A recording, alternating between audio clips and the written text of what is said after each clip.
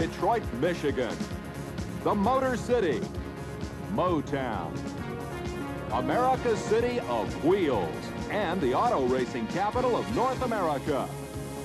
Only in Detroit, of all America's major cities, are all forms of motor racing found.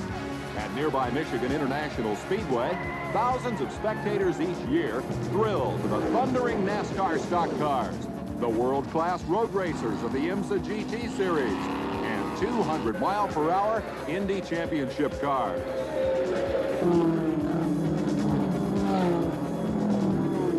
Still more competition rages in the homegrown world of short-track racing at dozens of smaller tracks in the area. Each June, even the downtown streets of Detroit become a battleground at the annual Grand Prix weekend. For 3 days, more than 100,000 spectators watch the kind of racing made famous in Monte Carlo. And now brought to America with the Detroit Grand Prix, a festival weekend when the horse gives way to horsepower. I tell you, with the Renaissance Center here in back and, in front of all the big Detroit people, this is the Showdown in Motown.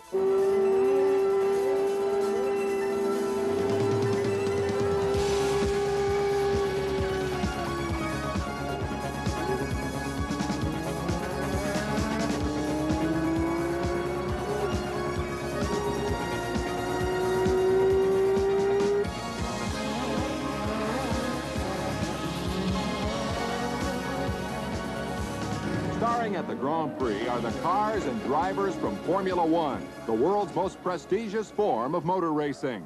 Formula One cars are built from the ground up for one purpose: to provide the most competitive racing in the world. With their open wheels, turbocharged engines, and sophisticated racing tires, Formula One cars demand the best from both driver and manufacturer. These international stars, who race on 4 continents in pursuit of the World Driving Championship, bring the glamour of true racing stardom to Detroit each year.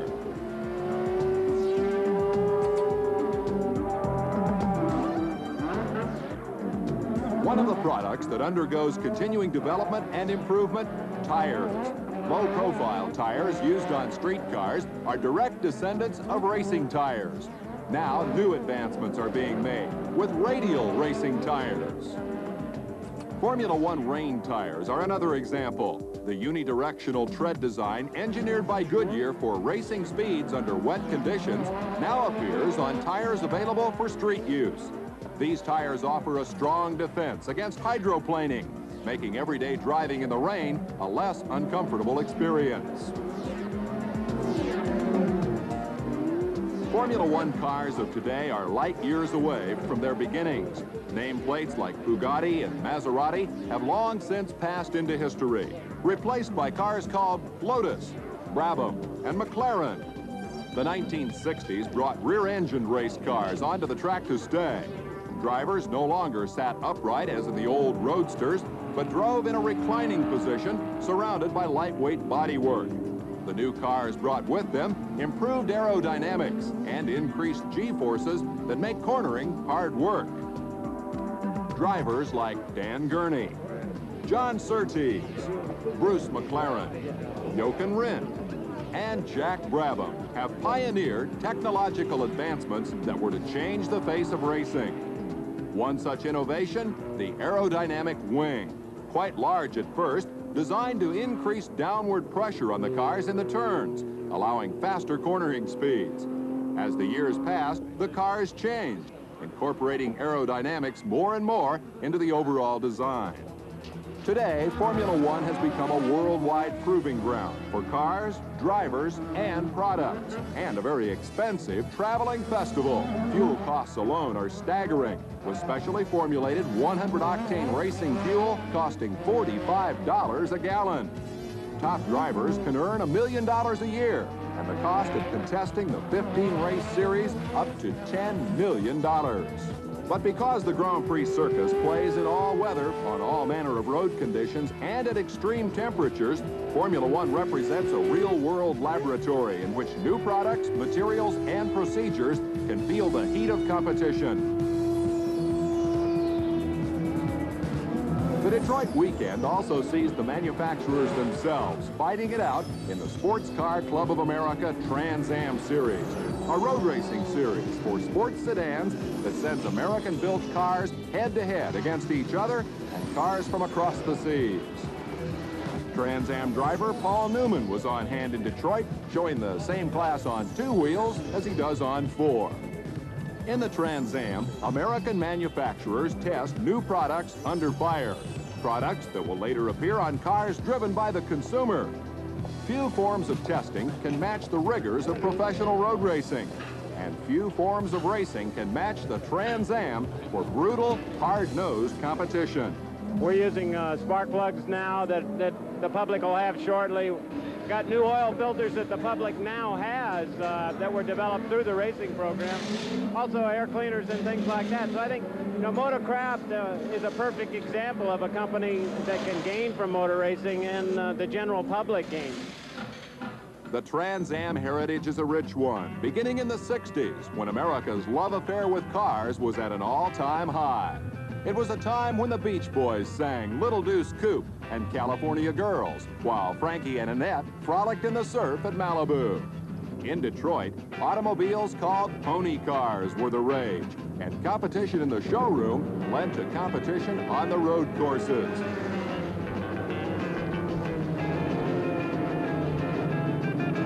In this vintage film, 1967 Trans Am champ Jerry Titus fights it out with 2 other California legends, Dan Gurney and Parnelli Jones. Close in appearance to cars driven by everyday Americans, the Trans Am machines have proven ideal as test vehicles dedicated to the formidable task of product improvement under pressure. Well, I love racing in the streets. You know, really what we're doing is we're coming back to the car capital of the United States and taking our American-built cars and running them through the streets here. So I think it's a fantastic opportunity that boardrooms compete against each other in the various corporations all year long, you know, and it's strictly a boardroom contest. Now we're in the streets of Detroit and we're competing head-to-head, and I think, you know, it's a good place to be doing it.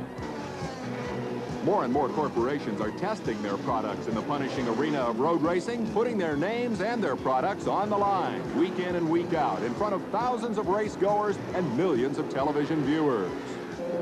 And another thing tied to that is that, you know, racing is also, it's a test of the breed. It is aggressive, it is innovative, it is all the things, and if you're going to be that type of a company, which I think the Ford Motor Company is, then it just goes hand in hand for you to be developing the breed on the racetrack.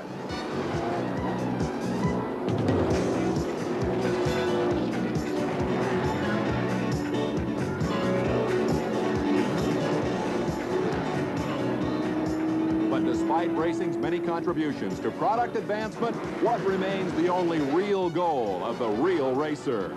Well, running in front and hopefully winning it.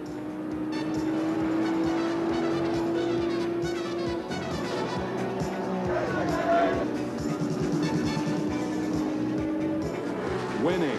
That's what it's all about. Yet of all sports, professional racing remains the epitome of team sports, where the crew shares the glory moment with the driver, the sponsor, and the fans.